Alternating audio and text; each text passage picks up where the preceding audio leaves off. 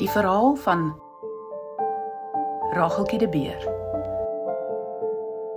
So ongeveer 200 jaar gelede het Racheltjie en haar boetie Jamie saam met hulle ouers aan die groot trek deelgeneem. Sy was 12 jaar oud en Jamie net 6.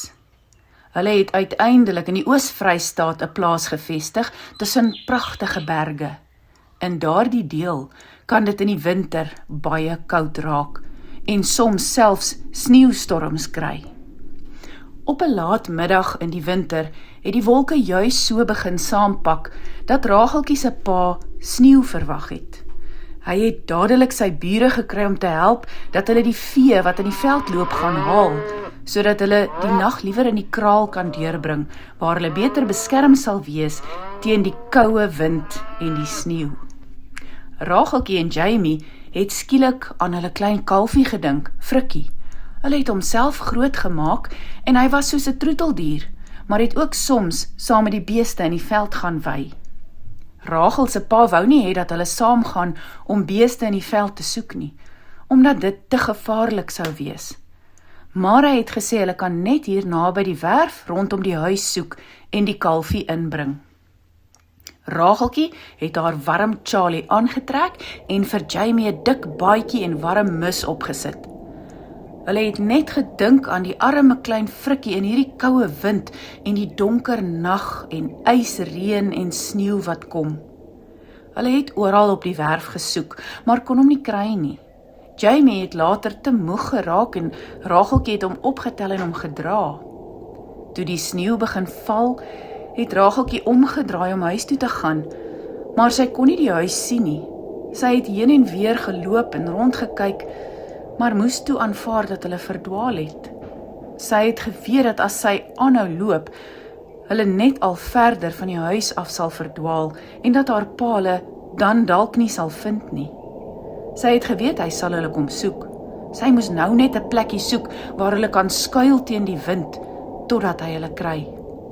Die veld was egter kaal en daar was niks.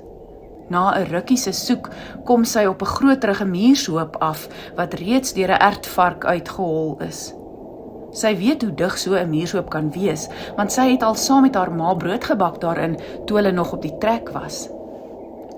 Sy sit vir Jamie in die muurshoop so diep as moontlik, sodat die wind hom nie kan bykom nie. Daar was nie genoeg plek vir haar ook nie. Jamie se gesiggie steek nog uit en hy kerm van die koue. Racheltjie gaan sit teen die muurshoop om die gat waar die wind inkom toe te maak. Sy trek later ook haar Charlie uit om vir Jamie warm te hou. Dit is nou al laat en Racheltjie besef haar pa gaan hulle nie betyds kry nie. Sy dink daaraan dat hulle albei in hierdie koue wind en sneeu kan sterf van die koue. Racheltjie besluit dat hulle nie albei hoef te sterf nie. As sy net vir Jamie kan warm hou totdat iemand hom vind. Uiteindelik trek sy ook haar rokkie uit om oor Jamie te vou en sy gaan lê in 'n dun onderrokkie teenoor hom bo oor die gat, sodat haar liggaam hom ook sal warm hou en afskerm. Toe Racheltjie se pa al die beeste in die kraal het en agterkom die kinders is nog nie terug nie, raak hy baie bekommerd. Hy kry weer sy bure om te help soek na die kinders, want hy weet as hulle hierdie nag buite moet bly, sal hulle dit nie oorleef nie. Hulle soek die hele nag deur, maar vind niks. Eers teen vroeg die oggend, toe die son sy bleek strale oor die koue horison begin steek, kom Racheltjie se pa op die muurshoop af, waar hy 'n wit bondeltjie op 'n hoop klere sien lê.